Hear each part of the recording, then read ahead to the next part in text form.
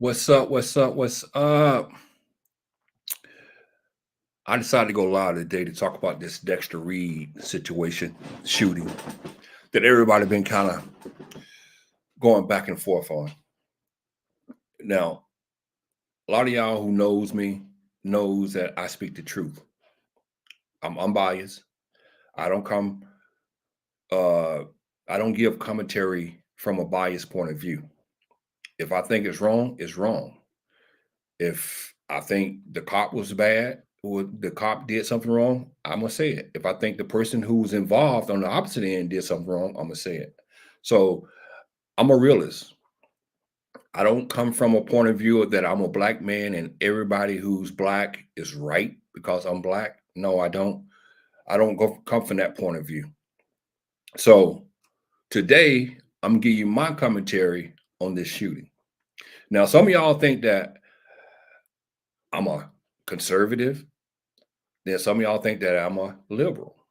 But no, I'm an independent. And this right here shows you that I'm an independent because I come from an unbiased point of view. I speak on the facts. I don't make stuff up. I show y'all what I'm talking about in black and white. And that's what I'm going to do here. Now, some of y'all not going to like this, my commentary. Some of y'all going to call me a coon. Some of y'all going to say that I don't know what I'm talking about.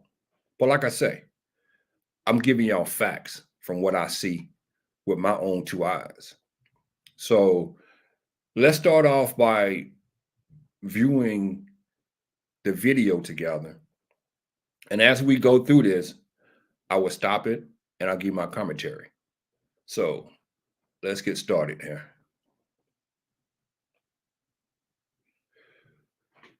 What's up, Misbehaving? How you doing this afternoon?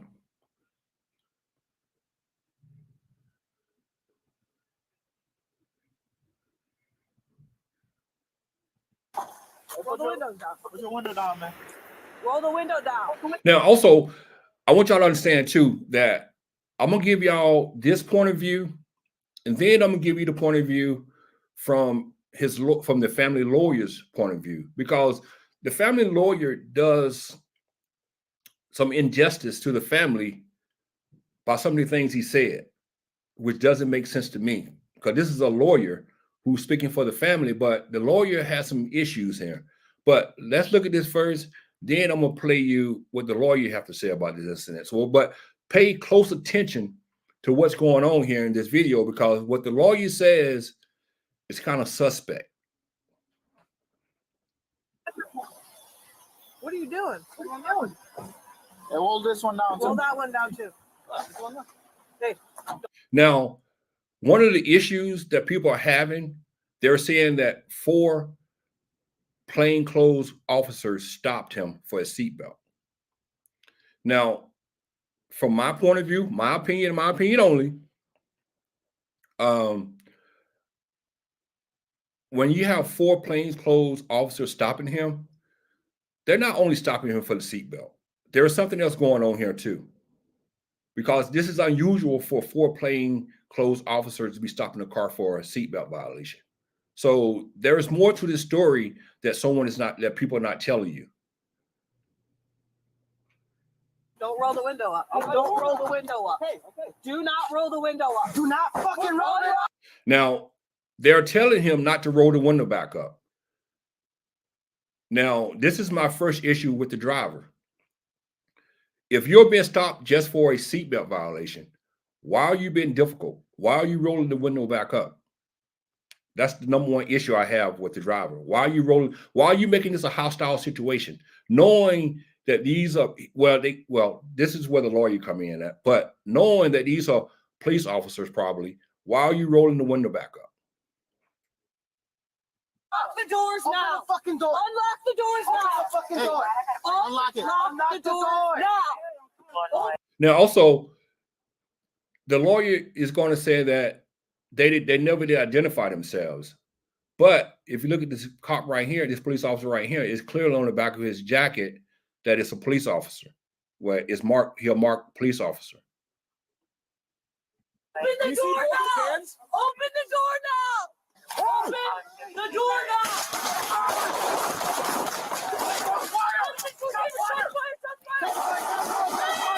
Now, and the reason why I'm telling y'all pay close attention to this right here, because the lawyer makes certain statements that's contradictory to what you're seeing. Now, the person in the car fired first. Fired first. Shots fired! Shots fired! Shots fired! Shots fired! St. Louis gun! Shots fired! Holy shots fired! Ames alive there! Ames supporting that! Shots fired!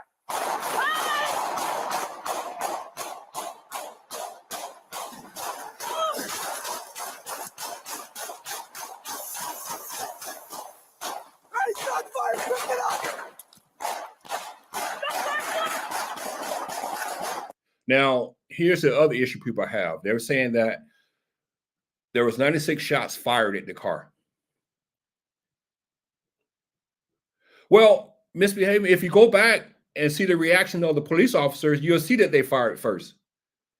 And matter of fact, that's not part, no one is really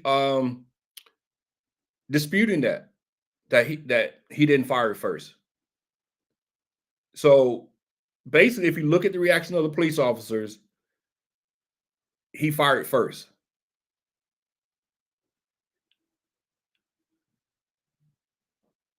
But as I was saying, a lot of people have issues with the 96 shots. Now, honestly, you have to put yourself in a police officer's shoes. When adrenaline is going and you're basically scared. What's up, Super? And you're basically scared. So when you start firing your weapon, you're not counting the bullets you're firing. Only thing you're doing is reacting. And you're basically scared. You're afraid. So you're gonna fire a lot of shots, not knowing how many you have fired.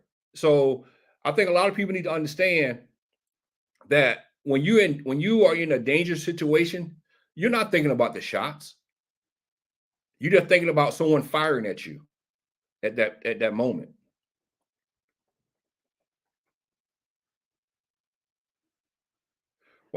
Why do we have to depend on the reaction when they should have shown it in real time because they were wearing body cam?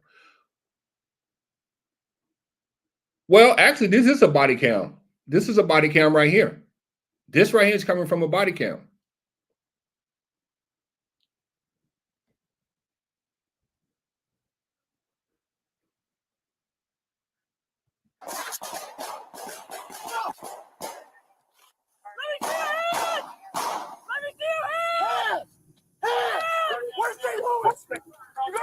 Now, also, I'm gonna stop it right here because right here, and I'm gonna ask y'all opinion on this. And the reason why I'm asking this question because it's something the lawyer said, and I want y'all to tell me: do y'all see anybody outside the car right here?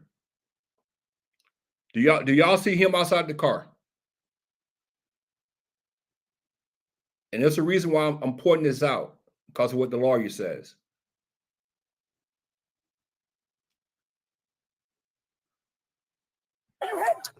96 shots were fired. 96. So this video is from Stephen A. Smith.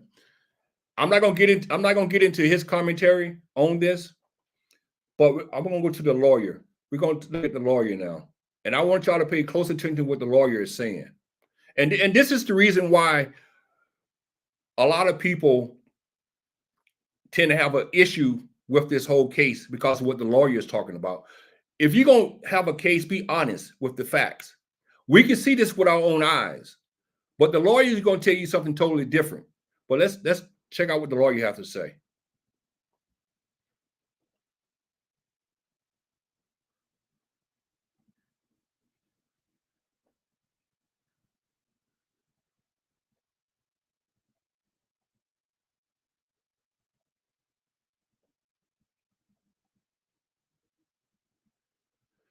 Let me get this together.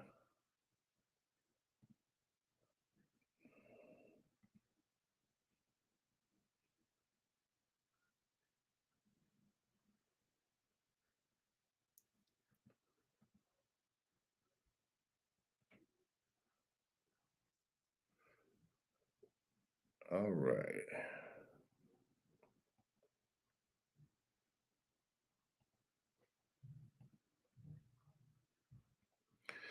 Now, listen to the lawyer very closely here.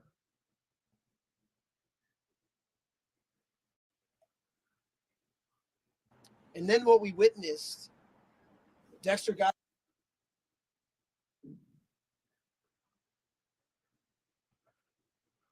team to a regional championship. Dexter later became a student athlete at Morton College, where he obtained his associate's degree. His friends and family affectionately called him Buki. Dexter enjoyed playing hoops. He enjoyed healthy eating. He enjoyed cooking. He loved spending time at his sister Portia's shop. Dexter's goal was to be a broadcaster. So let's talk about why we're here today and why Mayor Johnson and State's Attorney Kim Foxx and Chief of COPA just gave their press conference. We're here today because on March 21st, something really tragic happened in the city of Chicago. What we witnessed on the video that we watched with the family yesterday was tactical officers, plain clothes, unmarked SUV, wearing hoodies and baseball caps. Now, this is where the lawyer is trying to gaslight people. What's up, Mr. Docs? The lawyer is trying to gaslight people. Tactical vests, ball caps, hoodies. Honestly, I didn't see what he says. I didn't see that. But at the same time, like I showed y'all, the officers were wearing jackets that was marked police officers. Pulling over Dexter for not wearing a seatbelt. These officers never announced they were police officers. And then what we witnessed. This is all gaslighting. It's nothing but gaslighting. That's all this is. The lawyer is doing nothing but gaslighting. The lawyer is setting people up to be outraged. That's what the lawyer is doing. Well, it happened last month, Mr. Docs, but the video just came out last week. Dexter got out of his car. Got out of his car. Just understand, he's saying Dexter got out of his car. Now, I just showed y'all the video now. Did Dexter get out of his car? This is gaslighting. This is nothing but gaslighting. This is why people get outraged, because lawyers like this don't tell the truth. They make up their own narrative to get people outraged. Unarmed and was shot. Unarmed. So he's saying that Dexter didn't have a gun, which is not true. Shot by the police. Based on the COPA report that you all received this morning, 96 rounds were fired by these officers. So let's say that again. 96 rounds were fired by these tactical officers.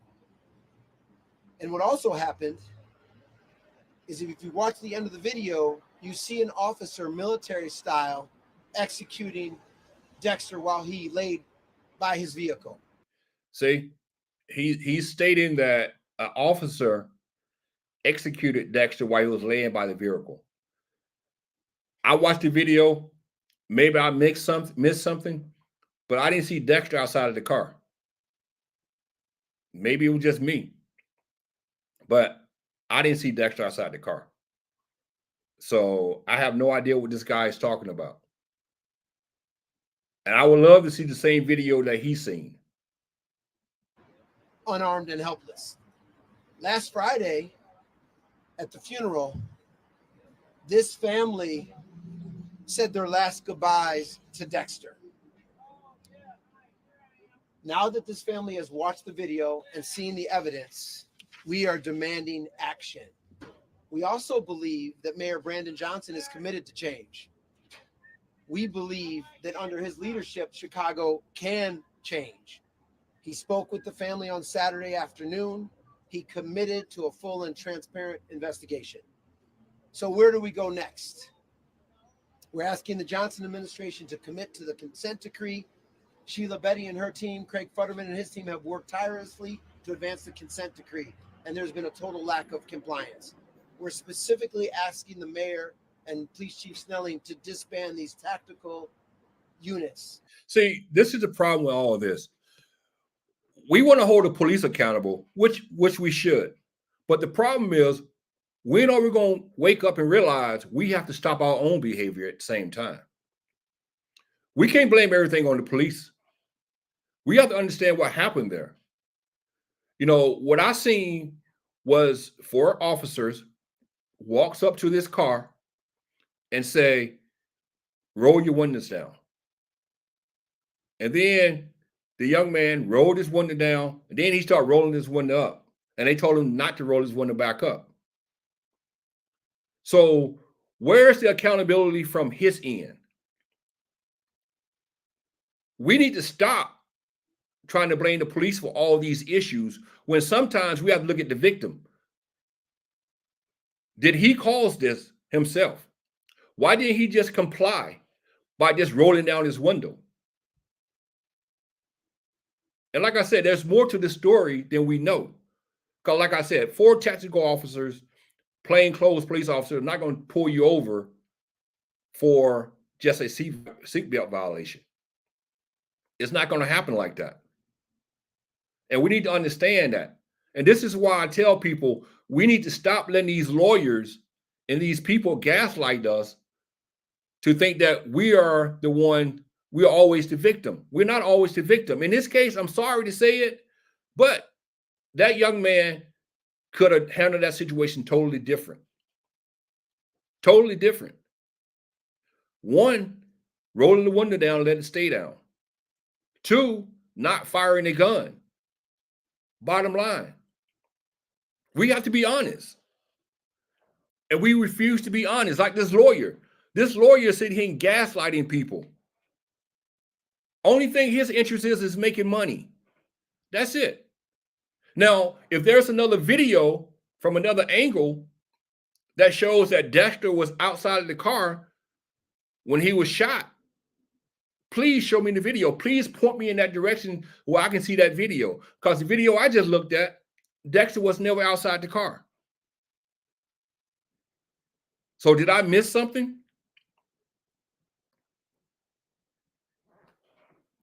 That have been terrorizing communities, folks in communities on the west and south sides. We're also asking that Superintendent Snelling strip the officers involved with this fatal and unjustified shooting. Fatal and unjustified shooting. More gaslighting. More gaslighting. We're asking Chief Kirsten from COPA to continue her investigation. We're also asking, if you watch the objective video evidence, that State's Attorney Kim Foxx move swiftly to get justice for this family in what we think there should be a criminal indictment against some of these officers. We're also asking Mayor Johnson to work with government officials in Springfield to advance legislation related to disciplinary police action. So what we're going to do now, we're going to go back and watch the video again, because y'all just heard what the lawyer said. So let's go back and watch this video again.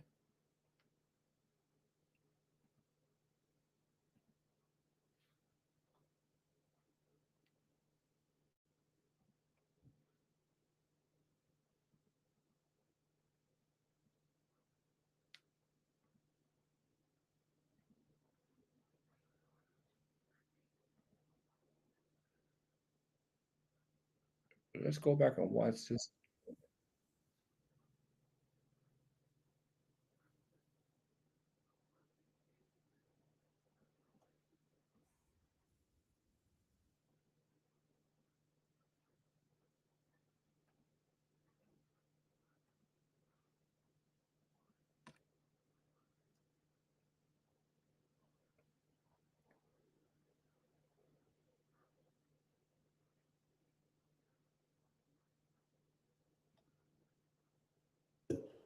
Viewer discretion is advised. Roll the windows down. Put the window down, man. Roll. Now, right here, they're telling him to roll the window down. They're telling him to roll the window down. the window down. What are you doing? Right here, he rolled the window down. The window's rolled down, and they asked him what he's doing. This one down. Roll that one down too. Now they tell him to roll the other ones down because they can't see in the back because the windows are tinted. They're darkly tinted. Hey. Now you see him. He's rolling the window back up. Now, this is the part I want y'all to understand. Why is he rolling the window back up? What is the reason him rolling the window back up? Now, he knows that he have tinted windows. He knows that those are police officers. No matter what they say about them not identifying themselves, he knows that those are police officers. So why are you rolling your windows back up? Don't roll the window up. Don't roll the window up. Okay. Do not roll the window up. Do not fucking roll it Unlock up. the doors Open now. the fucking door. Unlock the doors Open now. the fucking door. Unlock it. And they keep saying that they didn't identify themselves.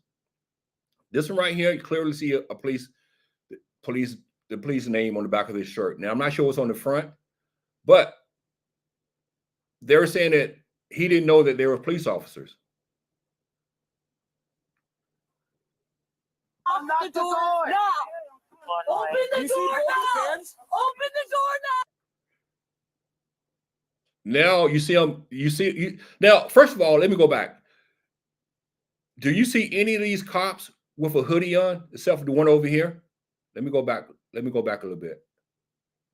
I don't even think he got a hoodie on.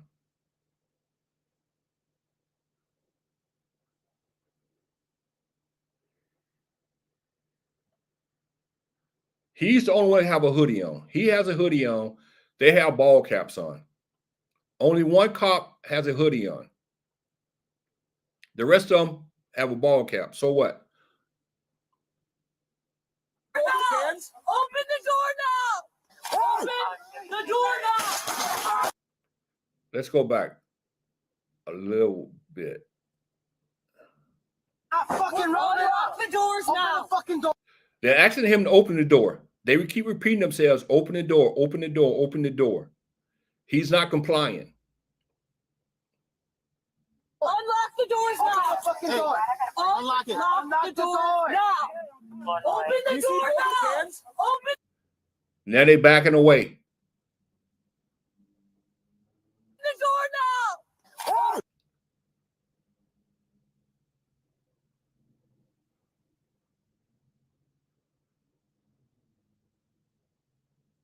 Open the door now.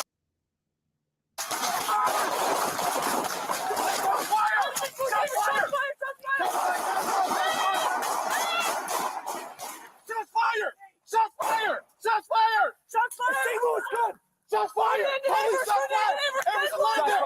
Ames is supporting that! Shots fired! Now, the lawyer states that he was outside the car. And I'm looking at this video. When did he get out the car? At what point in time did see? This is why I say you cannot believe anything the lawyer says, because the video clearly shows that he never gets out of the car. I'm gonna go back a little bit. I want to show y'all that this guy never gets out the car.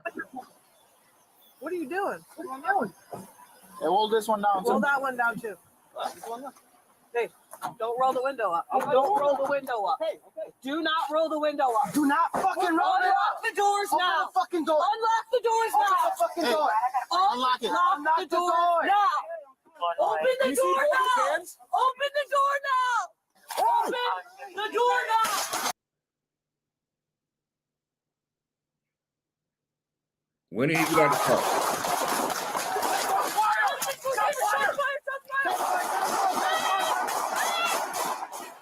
Shots fired! Shots fired! Shots fired! Shots fired. St. Louis good! Shots fired! Police shot fired! Ames is alive there! Ames is supporting that! Shots fired!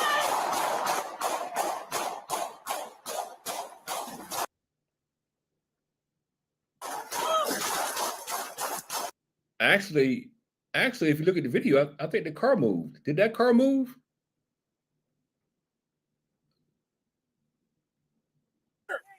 Fire! Shots fired! Shots fired! St. Louis gun! Shots fired! Police shot fired! There's a line there! There's a point that shot fire!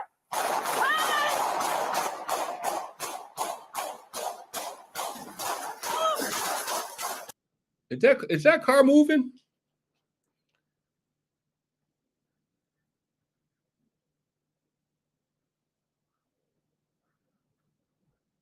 Do not roll the window up. Do not fucking roll it up.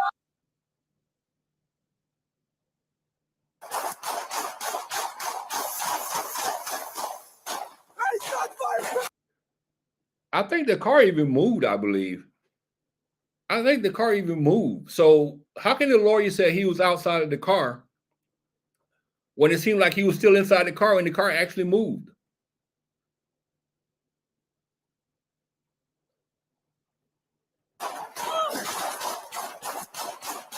Yeah, that car moved. Hey, shot fired! Pick it up! You see how the lawyer is gaslighting people? This is why I say y'all have to look at these videos yourselves and break them down yourselves. You cannot listen to no one else because this is dangerous. This is how people get gaslighted into doing stupid stuff. This is how black people get so gaslighted because they listen to people like that lawyer who sits here and tell you that this guy was outside of the car when he was shot. And he was never outside his car. Never outside of the car. But you listen to people like Phil Scott, Tariq Nasheed, they only trying to get you to be gaslighted so they can make money. That's basically what it is. I'm sorry to say it, but the young man, he caused his own death. Bottom line, he caused his own death. All he had to do was comply. That's all he had to do was comply. But instead of him complying, he took matters in his own hand and he caused his own death. Now, if there's information out there that if there's another video out there that's showing me something different, I would love to see it. But from what I see, this young man caused his own death. Instead of him complying, no matter if there was plainclothes cops pulling him over for a seatbelt violation or not, still, he should have complied. He should have rolled the window down and seen exactly what they wanted. Because to me personally, it was more than just a seatbelt violation going on here. Because you're talking about 4 plainclothes officers making a traffic stop. So it was more to this story there's more to this story than they're letting on. And I guarantee you when the facts come out, you're going to learn it wasn't just about a seatbelt violation. It was more to it. And people need to realize that we need to stop jumping to conclusions. We need to stop being gaslighted by race hustlers like Tariq Nasheed, by Phil Scott, and all the rest of these people. Because the only thing they're doing is gaslighting you. That's all they're doing. But let me see, can I find the video that Phil Scott did?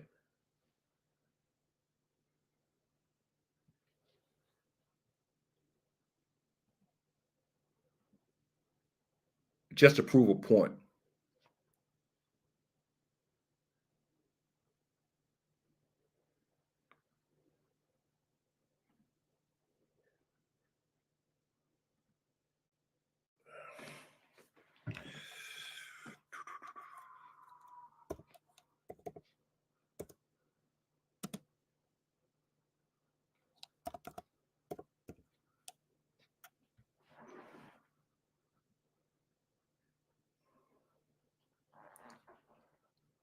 I'm not sure what channel he did this on.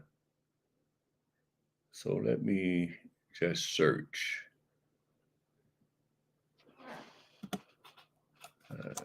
Dexter.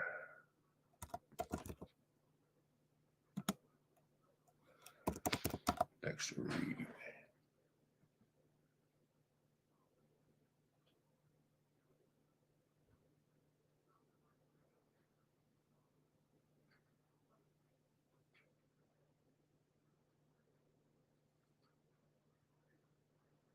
Yeah, well,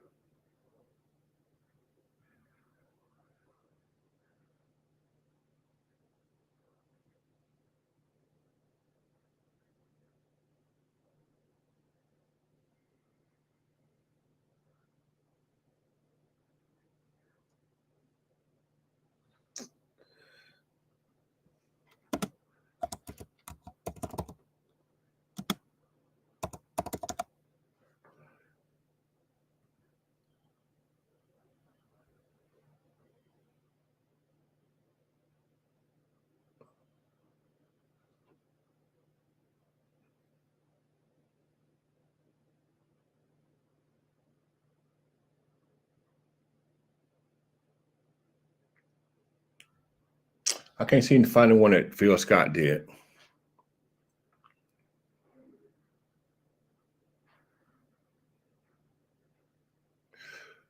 But let's see what Roland Martin had to say about this.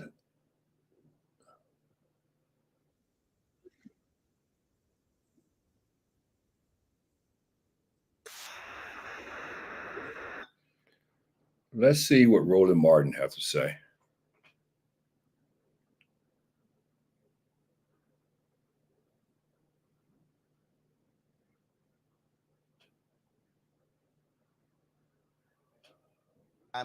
A seatbelt violation in Chicago leads to 96 shots being fired. But see, you see everybody is focused on the 96 shots. But like I said, if you have never been in that situation before where someone actually shot at you and your adrenaline is moving, if you've never been in that situation before, you cannot sit here and try to tell a person how to respond or what is too much of a response. Because basically you're not in that situation. Your life is not in danger. So when people say that, they have to stop and put themselves in those police officers' shoes. Because no matter if you like the police or you don't like the police, the bottom line is no one is shooting at you. They're shooting at them.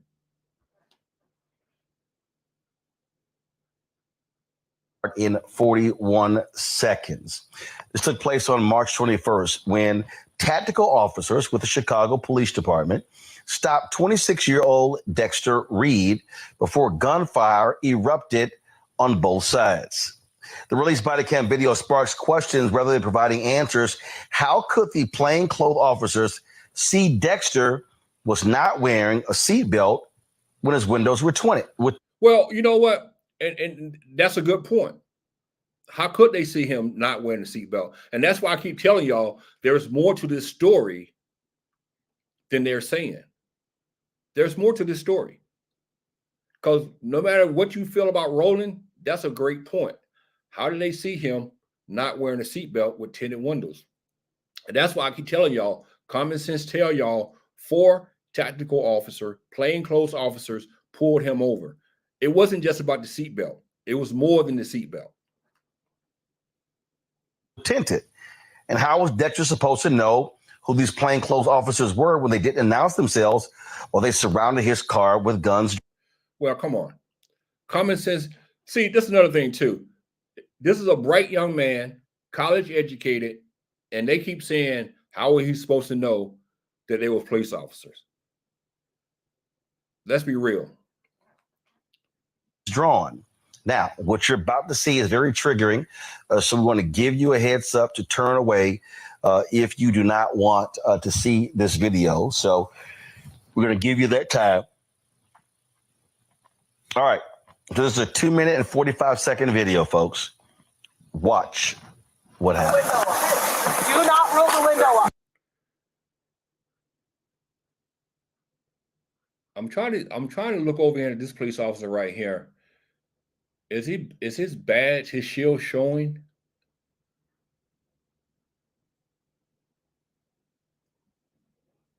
Do not fucking roll it up. The doors now. Open the fucking door. Unlock the doors now. Open the fucking door. Unlock the door now. Open the door now.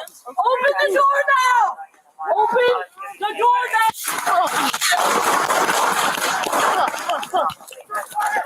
10-4, 10-4, 10-4.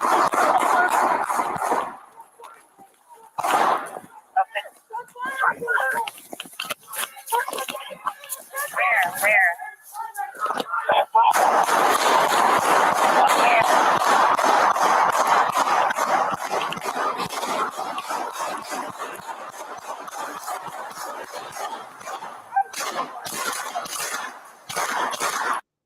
Actually, I want to point something else out also. Because they keep using this narrative that he didn't know that there was police officers. So let me point this out. What happened? Do not roll the window up. Do not fucking roll it up. The doors Open now. the fucking door. Unlock the doors now. Open the fucking door. Unlock the door now. Open the door now. Open the door now. Open the door now.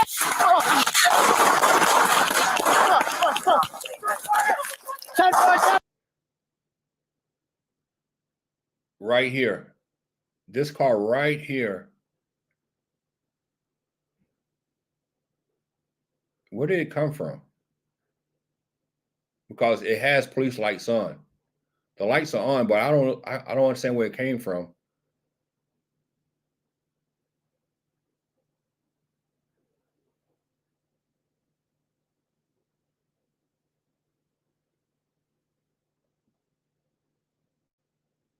Unlock the door now. Open the door now. Open the door now. Open the door now.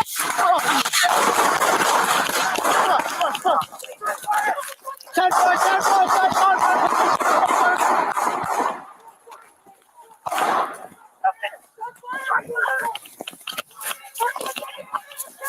Where?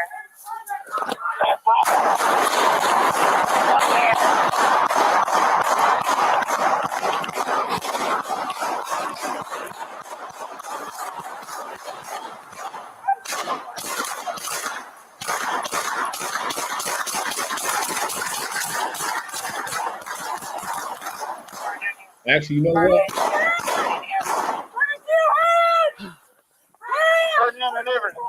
Actually, you know what? I was wrong.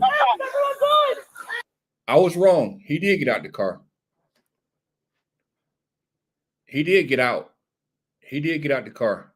So I was wrong about that. I didn't see it in the other video, but right here you can clearly see that he did get out the car.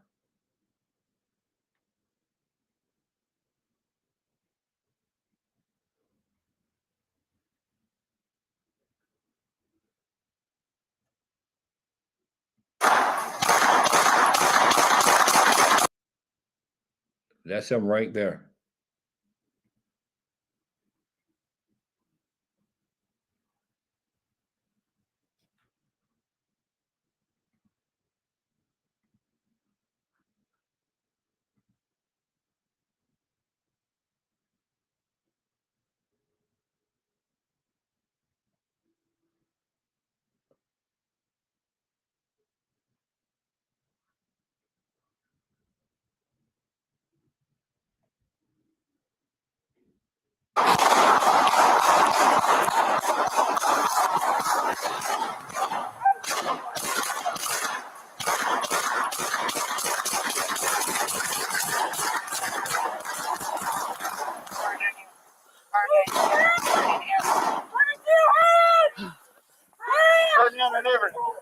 Stop fire. I'm shot. We already got 10-1. We're getting an ambulance en route. We got an ambulance en route. move again. Who got me? I got you. I got you. It's over there for near neighbors. We have an officer down. Dude, don't fucking move. Unit, step it up. We got ambulances around. Don't move.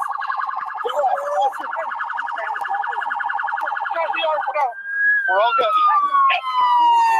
All right. Andrew Stroll, the civil rights attorney. He is representing the family here. Andrew, glad to have you. So I apologize.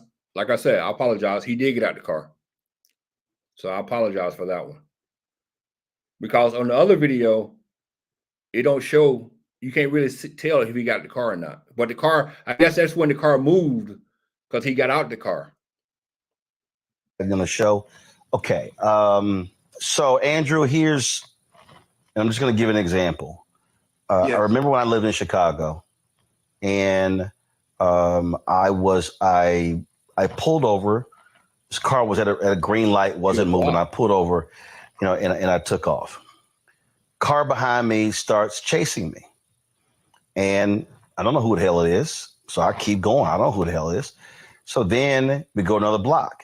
Then the car pulls up beside of me, and he's yelling, "Get over, get over, get over." Your comments. So then he gets out of the car, So and then you comes can't up to be my blocked. car, windows up. Then he shows his badge. And then he goes, "Why the hell you didn't pull over?" I said, "I didn't know who the hell you were. Yes. You were in an unmarked car. Okay, I can't tell who you are."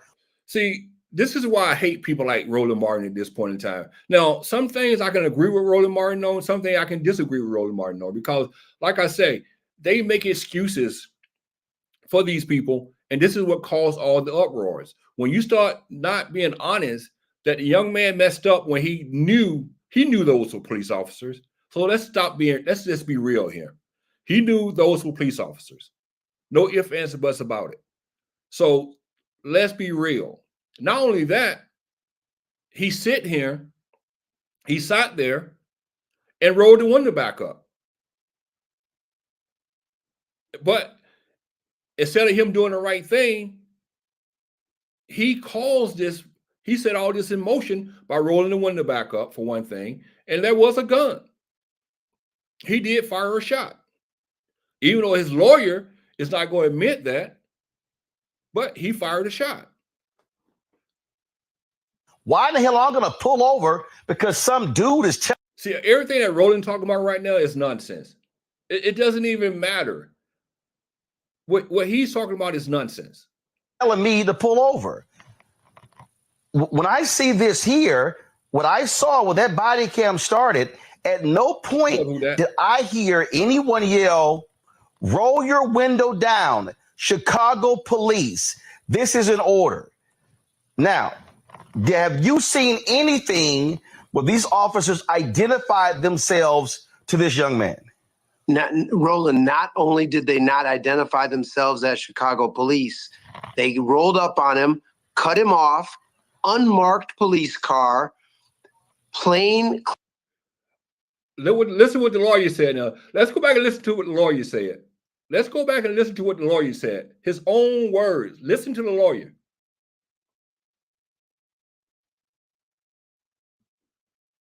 Rolled up on him, cut him. They pulled up on him, cut him off. Unmarked police car. Unmarked police car. Plain clothes officers. And I guarantee you that car had lights on it. I put money on it. That car had lights on it. Nah, Dookie. One thing about me is obvious you have never seen me do a breakdown on some of these shootings. This is not the first time I disagreed with Roland Martin and the rest of the race hustlers. I have done other videos where I disagree with shootings, with the police shootings. So this ain't the first time. I call it like it is. I don't care if they're black or white. If they was in the wrong, they was in the wrong. That's just me. Wearing hoodies and baseball caps. He said hoodies in a baseball cap. I seen one officer with a hoodie on. One officer had a hoodie on, and the other two officers that was at the car, they had ball caps on. If they're in plain clothes, why does that matter? But see, like I said before, this is not about them being in plain clothes. This is about the young man not following directions. The young man escalated this situation. All he had to do was comply. All he had to do was leave the window down, in which he rolled the window down. Then he started rolling the window back up. And that's when everything got hostile. But they don't want to talk about that part. They're not going to mention the fact that he rolled the window down and rolled the window back up. They're not going to mention the part where he just wasn't going to comply with what they were saying. And he knew there was police officers. Guarantee I knew he knew there was police officers. Dexter Reed had no idea, from what I've seen on the video, that they were police officers. So now, you see this car right here? This car right here poured in front of him, right? This car got blue lights on. And I'm going to go back and show you the blue lights. This car right here poured up, and it has blue lights. Let me show you.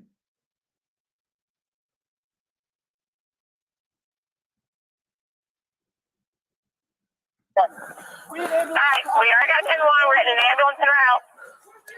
We got an ambulance en route. Hey, I'm moving in. Who's got me? I got you. Units over there for Nanny Receive, an officer down. Dude, don't fucking move. Unit stepping up. Blue lights in that We car. got ambulances en route. Don't move. Don't move.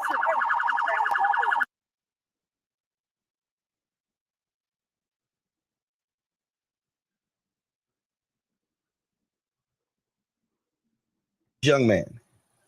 Roland, not only did they not identify themselves as Chicago and baseball caps, Dexter Reed had no idea, from what I've seen on the video, that they were police officers. So what we see is an unconstitutional, unreasonable, pretextual, racist stop on the west side of Chicago.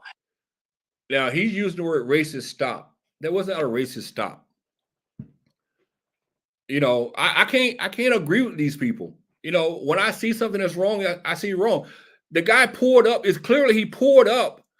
That car have lights on it. And you can look from the driver's side window and see there's lights on that car. He knew that there was police officers. I can't roll with these people. They're not being honest. They're looking for a payday. That's what they're doing. They're looking for a payday.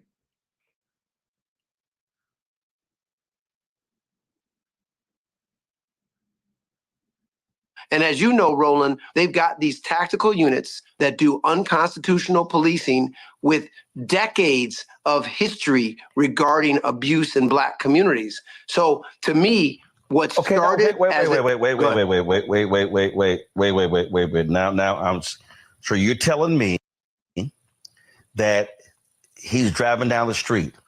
All of a sudden, cars pull out in front of him. They block him in. Yes. Plainclothes folks jump out over a seatbelt. But we don't even know if it was a seatbelt because you can't see in those tinted windows. They had no reason to stop him. It was a pretextual racist stop by tactical officers. Now, how will he know that was a racist stop? How will he know that that was a racist stop? Matter of fact, I think I've seen a couple Black officers there. So why was that a racial stop? Matter of fact, the one guy that I seen with a hoodie on, he was Black. And then in another video, from another point of view, from another dash cam, body cam, one of the officers firing was a Black officer. So why do you have to be a racial stop? See, this is what I'm saying. We make everything into a racial issue. And this is not a racial issue. And we don't even have all the facts. Let the people see all the facts before you start throwing out words like racist stop. We just throw words out there trying to gaslight Black people. That's what they're doing. They're gaslighting Black people to react to this crap. But not one time has he talked about The young man rolling the window down and rolling it back up. Not one time is he talking about the young man not complying. Not one time. Working. And here's the thing, Roland, that's so disturbing. As you know, there's a federal consent decree pending against the city of Chicago.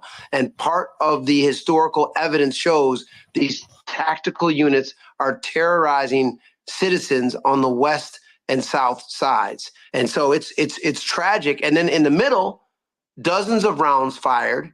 And then at the end, you see an execution style military shooting of Dexter Reed as he lay dying on the ground next to his car. It's tragic on multiple levels. How many black and brown men? Wait. Are you telling me that, because I cut the video off, are you telling me that while he is laying on the ground, a shot was fired into his body while he was laying on the ground? 3 more shots. He came out of the car unarmed. You can see him unarmed. They shoot him again. And then when he's laying next to the car, the one shooting officer pumps 3 more bullets into him while he's laying unarmed by the car. And we've asked the state's attorney to consider criminal charges against the officers. We've asked Mayor Johnson to disband these tactical units that terrorize black folks on the west and south sides. You know, there's so many issues, Roland, with this case. Now they're going to say he had a gun. There was a weapon. Let's talk. This all started with an unconstitutional. Now he gonna try to justify the young man shooting at the cops by saying it was an unconstitutional stop.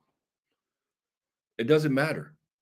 Once the young man fired the bullet at the cops, who cares about unconstitutional stop? If it was an unconstitutional stop, why didn't he just say, okay, let them do what they need to do, and then he go get a lawyer and fight it?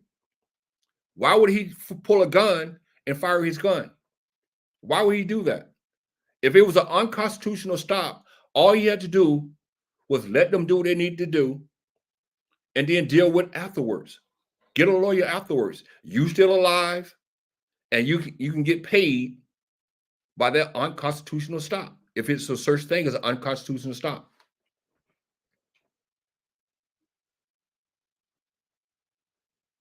And I agree with you, Dookie, on that.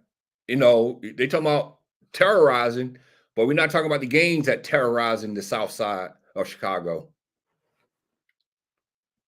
Pretextual stop over, they say, a seatbelt violation, which they couldn't even have seen because he had tinted windows. It is stunning to actually watch that. And again, we've done these stories so many times, and another black man dead because of a traffic stop. In this case, supposedly a seatbelt. Before it's been an air freshener hanging down. Before it's been a tail light. Before it's been a license plate. It's always something small. But see, the thing about it is, it's not about a seatbelt stop at this point in time. It's about the young man's reaction. It's about what the young man did. That's what this is about. It's not about a seatbelt. My thing is, if I get pulled over for a seatbelt violation, I'm going to just go through the motion and do what I need to do to go home safe. See, Roland them, they want to talk about the initial stop, the seatbelt. It's not about the seatbelt now. The young man made a mistake. The young man rolled his window back up. The young man escalated this whole situation into something else. If it's just about a seatbelt violation, why not just roll the window down and see what they want? It's plain and simple as that. Plain and simple. But they want to talk about a seatbelt stop. They want to talk about an unconstitutional stop when the young man fired his gun. I don't get it.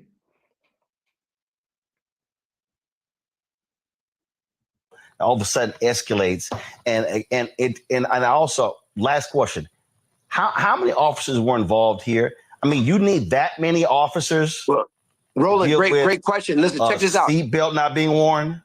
5. And then they're not seeing the big picture. This is not about a seatbelt. There's something else going on here. There's something else definitely going on here. It's not just about a seatbelt. They didn't stop him just for a seatbelt violation. They stopped him for something else. And these fools are not putting 2 and 2 together. because they're so blind with this racism crap to the point where they don't want to see that these officers were looking for something else. And that's why they pulled him over. It's not just about a seatbelt. And I guarantee you, when all the detail come out, you're going to find out it was much more than a seatbelt. Officers in an SUV, 4 men and 1 woman. One of them's wearing a hoodie. The other one are wearing baseball caps. They jump out. They're called the jump out boys. They jumped out, surrounded the unit, full guns pointed into the car, and it just erupted into gunfire, and it ended in an execution. And the city of Chicago and Mayor Brandon Johnson has got to commit to the consent decree and reform. How many black men need to die before we'll change the behavior of certain members of the Chicago Police Department, especially these tactical units? 96 shots in 41 seconds. Andrew, keep us abreast of what happens in this case. Appreciate you, Roland. Thanks for having me on. Fan base is pioneering.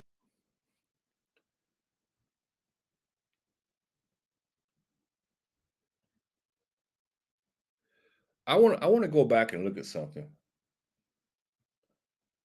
Pioneering a new era of social media for the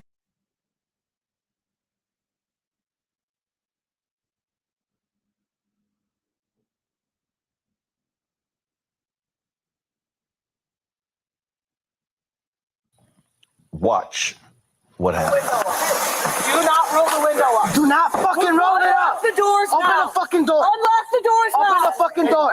Unlock the door now. Open the door now. Open the door now. Open the door now. See, why wouldn't he open the door? Like I said, there is much more going on here than a seatbelt violation. And I guarantee you, at the end of the day, everybody gonna find out that that kid was doing more than just what we think he was doing. Guaranteed, when it all comes out. What I want to go back and look at Stephen A. Smith video, because he actually had the lady from the civilian review board on his show interviewing her. And I didn't listen to the whole thing, so I'm gonna go back and listen to that. So give me a second.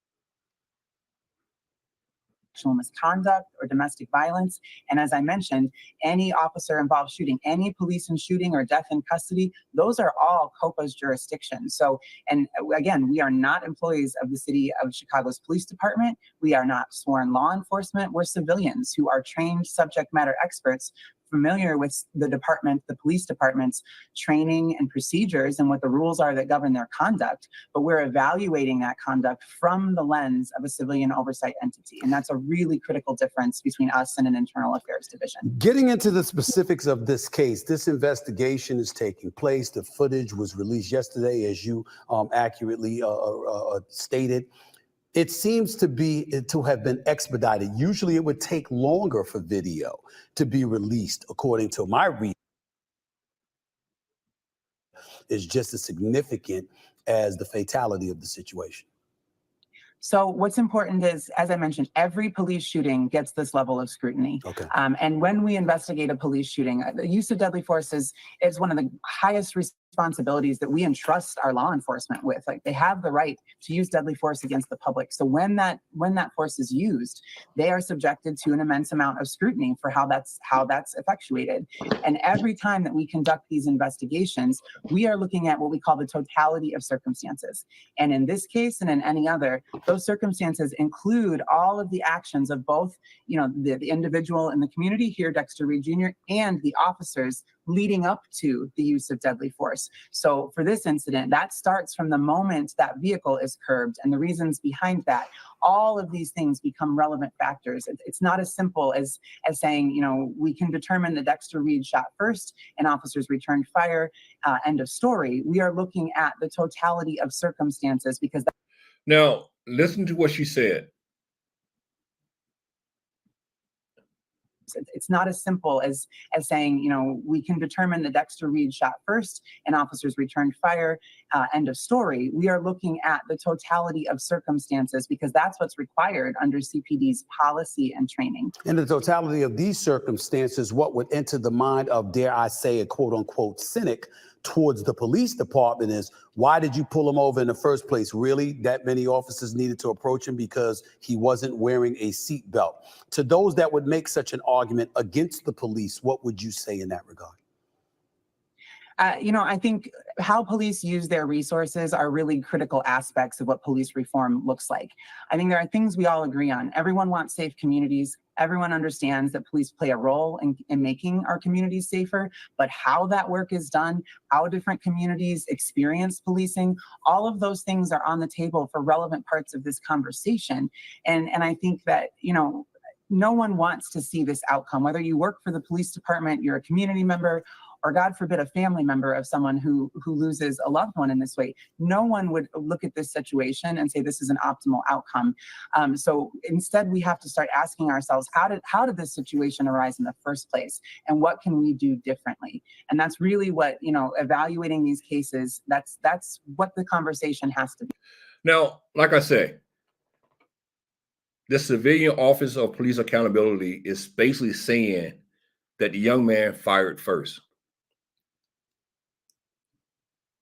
So the young man fired first. So how can you sit here and say that the police was wrong about anything else when basically they were reacting to a young man who fired at them first? He fired at them first. So I don't care what happened prior to that. The young man fired first. Bottom line. Be about. Reason I asked that question is because Mr. Strauss, the attorney for the family, called a stop an unconstitutional police stop with plainclothes officers who did not announce they were police. Does COPR find itself agreeing with that assessment by the family attorney? Does it refute that? What's the position on what the family attorney is proclaiming? So my position on it, number one, is our investigation is still ongoing. And that's an important distinction. Like a transparency video release isn't about conclusions. That's about making information publicly available. But our investigation is still ongoing. But as I mentioned, it starts from that first encounter. So we have to evaluate whether that stop was proper, whether it was constitutional. And then as we move through the totality of circumstances, the use of force under CPD policy has to be objectively reasonable, necessary, and proportional. That's the language from their policy. That's how they're trained.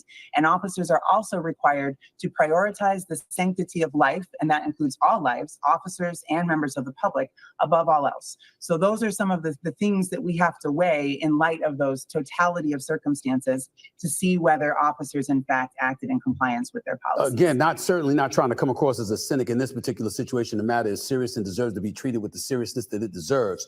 But when you bring up the point of officers needing to prioritize life and safety, when you shoot at an individual 96 times in 41 seconds, I think we can easily surmise that, you know, preserving life didn't appear to be a problem. Like I keep saying, these people are focused on the 96 shots, but at the same time, they're not the ones being shot at.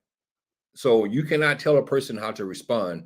You cannot tell a person what is going through their mind after they've been shot at. Bottom line. Priority in this particular situation. Is that not fair to say? I have to wait until our investigation is concluded, but I raised the language in the policy just to level set the understanding that these are the issues that we will be examining. And this is what can be expected when we do reach our final conclusions, which of course will ultimately be made public as well. What role, I mean, a cop being shot is a very, very significant thing. You'd have people in this country say that's all you need to see. The minute an officer is shot, all bets are off, and they stop right there. I know you're saying COPA can't possibly be that way. That's not what your organization is about, and I totally respect that. My question, however, would be, considering the fact that the officer got shot first, what role does that play in determining the level of culpability officers have in such a situation, because the initial situation involved an officer getting shot? So it's a significant factor. And when we talk about the totality of circumstances, the actions officers took leading up to that use of force and the actions Dexter Reed Jr. took leading up to that use of force are all on the table and have to be considered. So we certainly have to reconcile that. That is one of the most pivotal aspects of this. Well, the bottom line is we have to stop playing the victim role and start realizing we cause our own issues sometimes. And the young man caused his own issue. The young man, instead of him complying, instead of him rolling his window down and letting it stay down, instead of him just complying to what the officer was doing, he decided to take the matter in his own hand.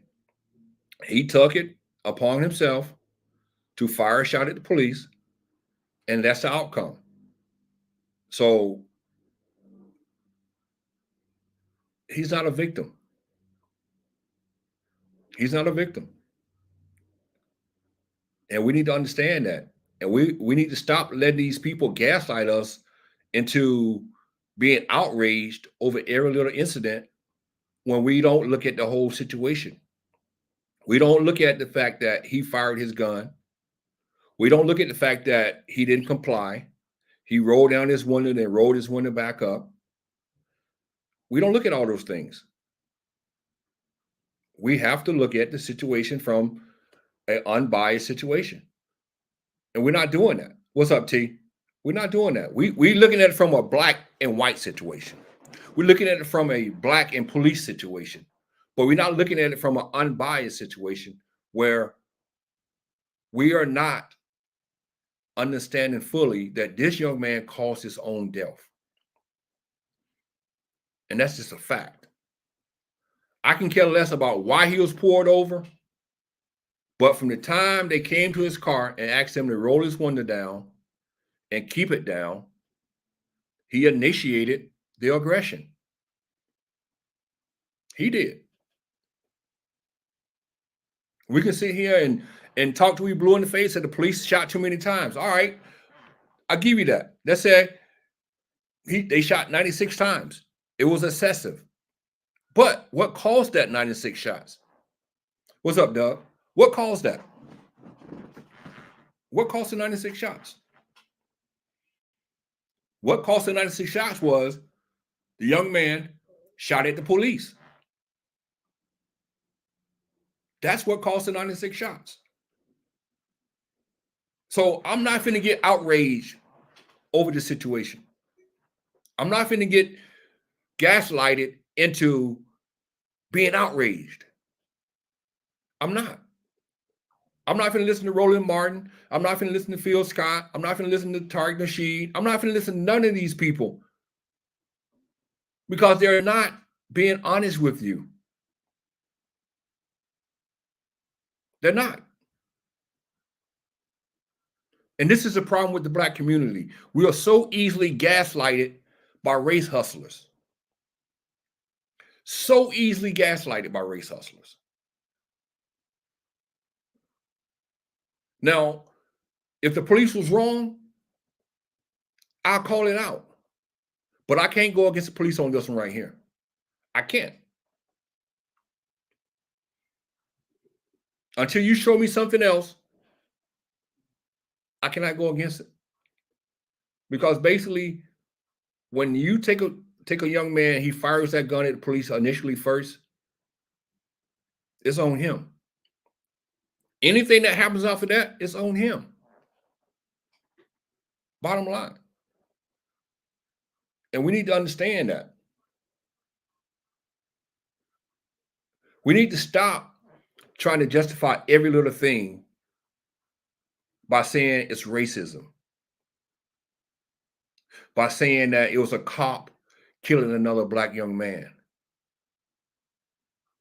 when it's not the case. It's not the case. You know, like I said, I call it down the middle. If I see something that I agree with, that the young man would have been a victim, I would state that. But if I see something that the cops did right or justified in their actions, I'm gonna say it. Right, Doug. And that's the problem. They justify everything through racism when it's not. Everything is not racism. That young man made a bad decision. That's what caused his death. That bad decision caused his death. And like I said before, all the facts are not out. All the facts are not out. I guarantee you there's more to this story. What I mean by more to the story is the reason they pulled him over. It wasn't just about a seatbelt violation. It was more than that. We need to be cautious when it comes to these type of stories. We really do. You know, I'm not going to sit here and try to justify what happened, because it's clearly, you can see it with your own eyes. But the race hustlers are going to get paid off this. The race hustlers are going to get donations off this. Guaranteed. Because they're going to be out there gaslighting the black community saying this young man was in the right and they just killed him. They just executed him on the streets. When that young man put himself in that situation. And I'm not here I'm not here to belittle the young man. I'm here to tell you the facts and the truth. The young man caused his own situation. And they're just being honest. And we need to have more honest conversations like this. We need to call it like it is. You know, when George Floyd went down, I blame the police for that. But this situation right here, no, it's not a George Floyd situation. Nowhere near a George Floyd situation. Because all that young man had to do was comply. That's all he had to do was comply. That's it. That's it. You know, but yeah, see, that's what it is. The race hustlers are playing victim again. And that's the problem. We got too many race hustlers. They don't want to see black people do better. You know why? Because there is no profit in it. There is no profit in black people doing the right thing. They want to keep black people in the ghetto. They want to keep black people down because that's how they make their money. By keeping black people outraged about nonsense. About nonsense. And that's crazy. That is really, really crazy. But at the same time, a lot of black people fall for that game. A lot of them fall for it. And they don't understand. You're keeping yourself in the gutter all because of race hustlers. That's it. They flying around the world, flying around the country on your dime because they're keeping you outraged. They're keeping you outraged while they're living in the limelight. Umar Johnson flying around the world off of your dime. And he's telling you that America is the most racist country in the world. but he's living in America, making the all-American dollar while telling you that this is a racist country. That white man is totally bad for you. While he's flying on the white man airplane, he's using the white man internet, social media, using all the white man platforms by keeping you outraged. It's crazy. And you know what, Doug? I was looking at something today, man. And the mentality of a lot of these young black men today is all about, like you said, it's all about violence. It's all about solving your issues with a gun or some kind of weapon. And we don't understand the concept that sometimes you have to walk away. You have to walk away. But they refuse to walk away. They refuse to do the right thing. Now, this young man right here, Mr. Dexter Reed, you know, they propping him up, saying he was a great student. He was in college. He was a great basketball player, you know, and all this other stuff.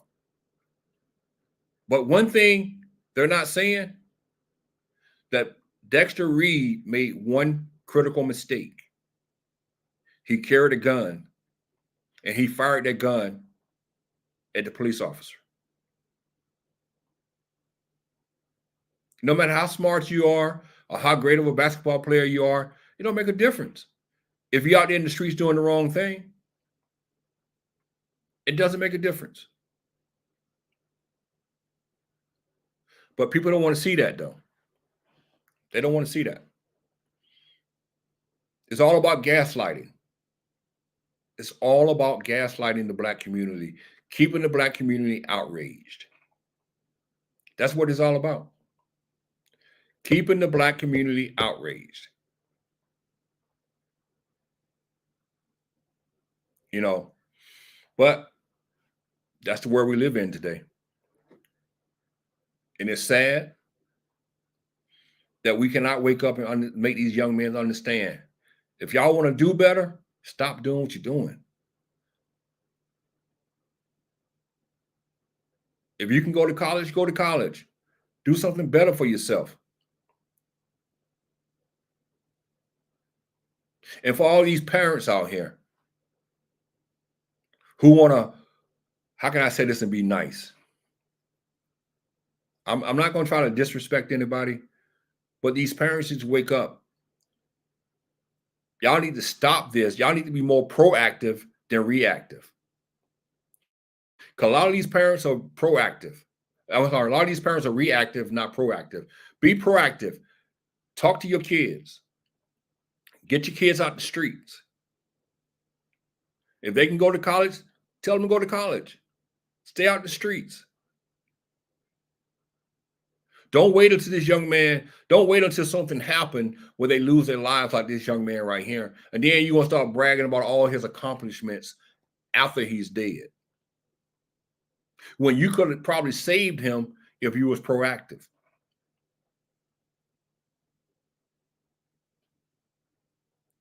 See, that's what's wrong with the world today.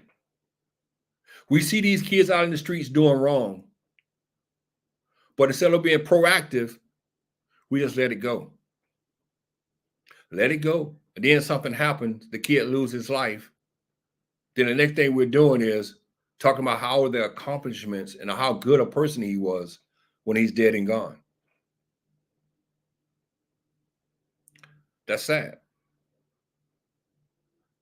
So I don't want to hear how good a kid was prior to being killed. I don't want to hear it. I don't need to know that he played basketball. I don't need to know he went to college. I don't need to know none of that. And the reason why I don't need to know none of that, because no one cared about those things when he was living. No one cared. Because if they cared, he never would have been in the streets. Never would have been in the streets. A lot of y'all might not like that message, but it's true. It's true. If you really love someone and you really think this person's a good, genuine person, get them out the streets. Protect them from their own selves. Don't give me all this BS after he's dead and gone. Don't want to hear it. Because it doesn't make any sense at this point. See, we need to start being able to accept the truth. We need to start being able to stop playing the victim role. We're not victims. We're not victims.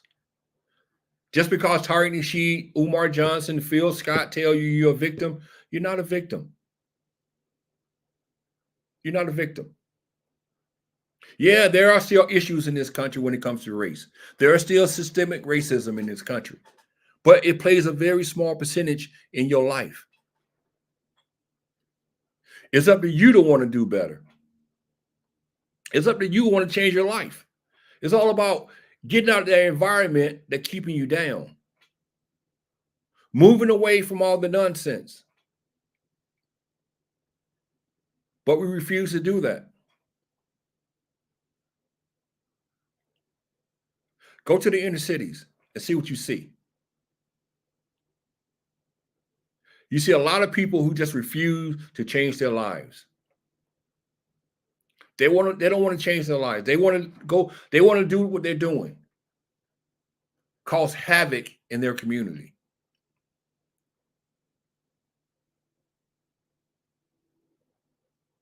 Just understand that. We are in control of our own lives. We have freedoms that our great-great-parents didn't have. But we're still living like we're in chains. Because we want to be victims. We always want to play the victim role.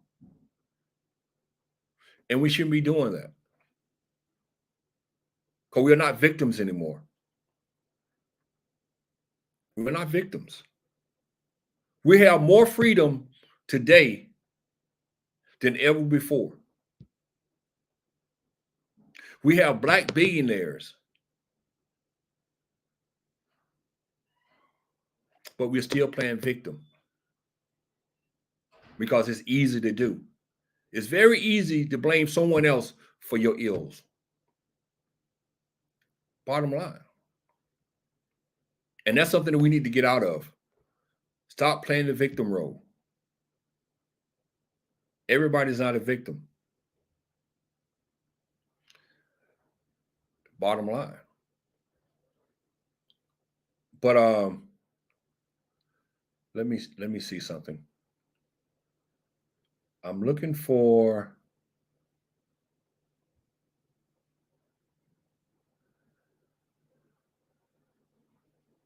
I'm looking for let me see, can I find Tariq Nasheed? Because I just want to show you how these people are race hustling people.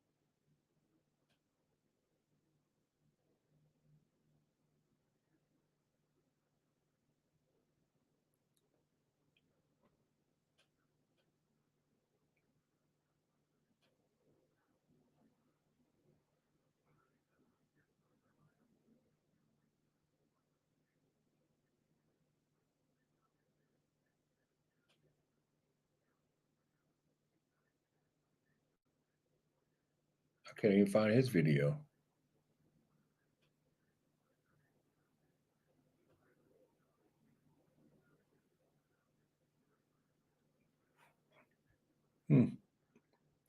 Very interesting.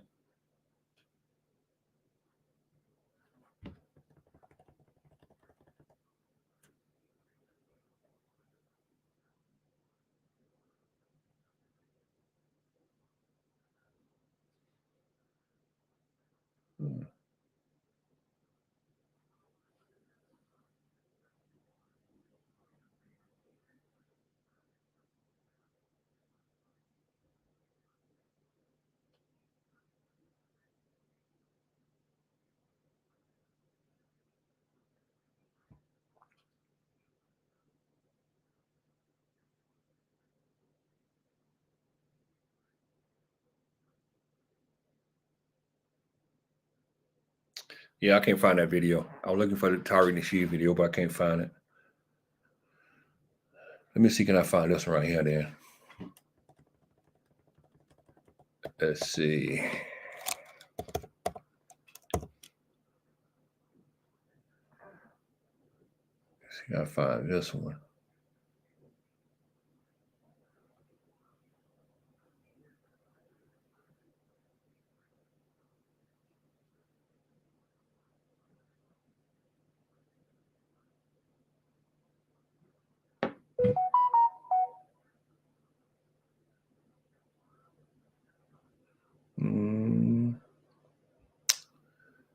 Damn, can't find none of these videos. That's weird.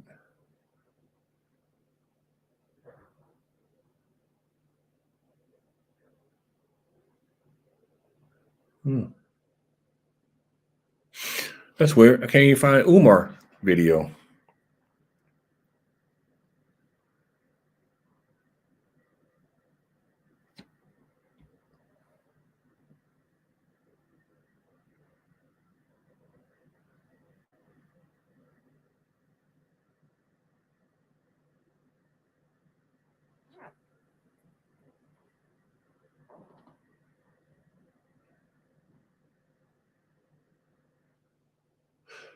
All right.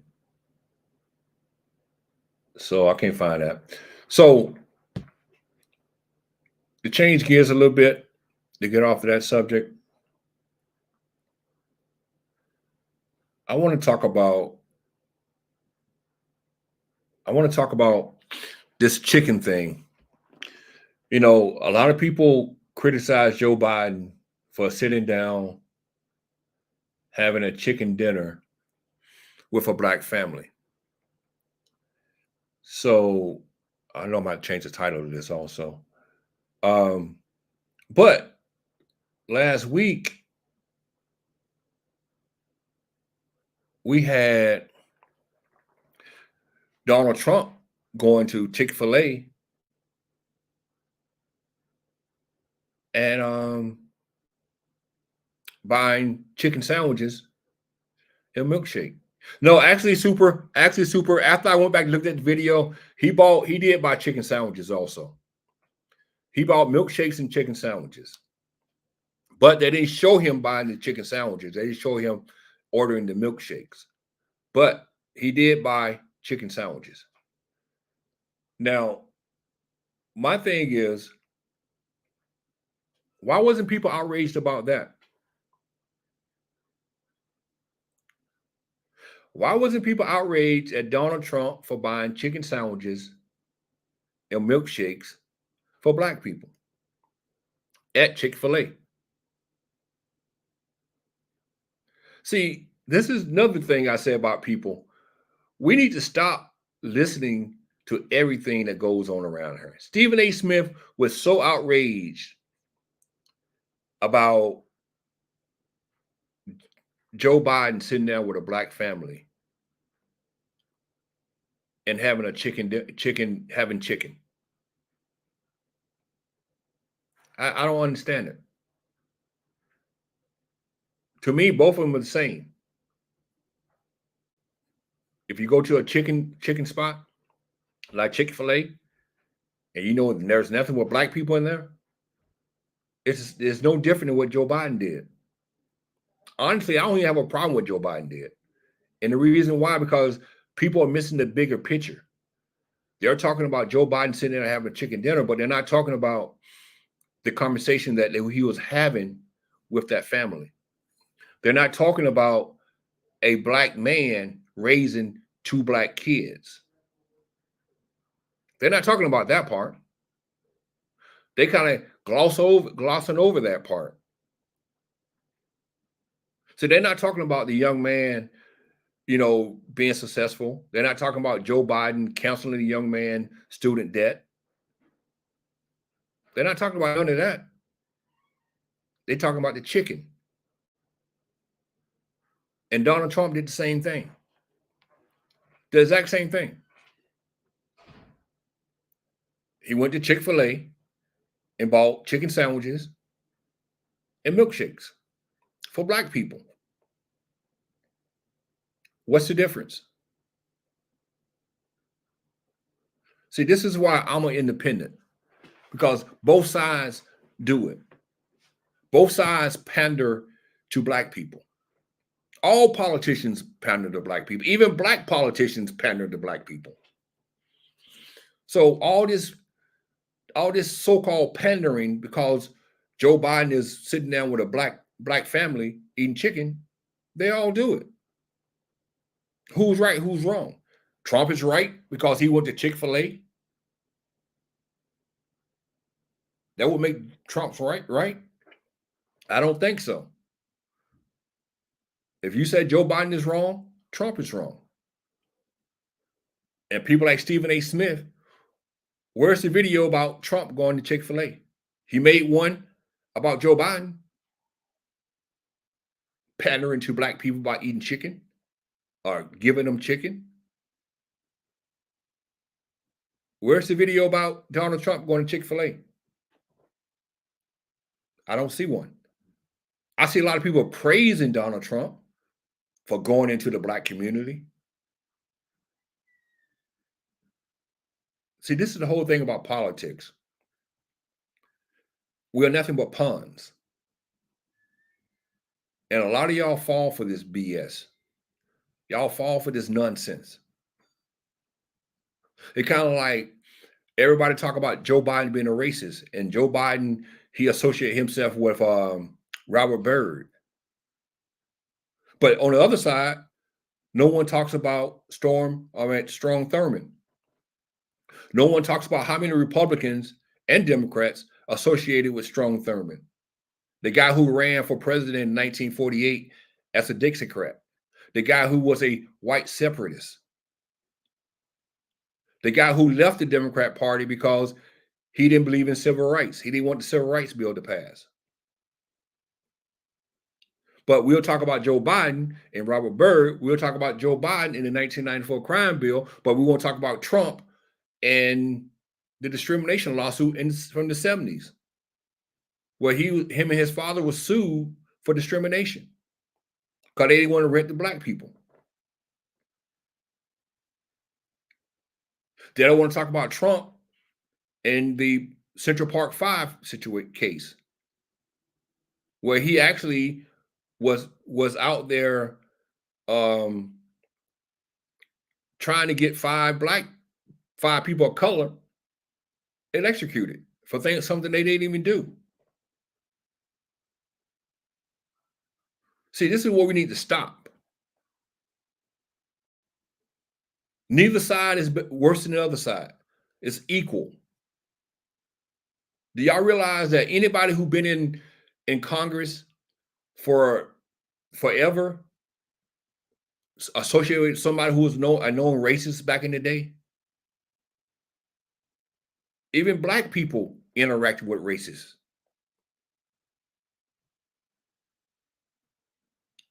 But we get into these corners and we just start picking sides, when all sides have done the same thing. It's crazy. It's really crazy. All right, I guess I'll end this now. Well, thank everybody for stopping by. And hopefully I'll see y'all again soon. So, yeah, have a good day.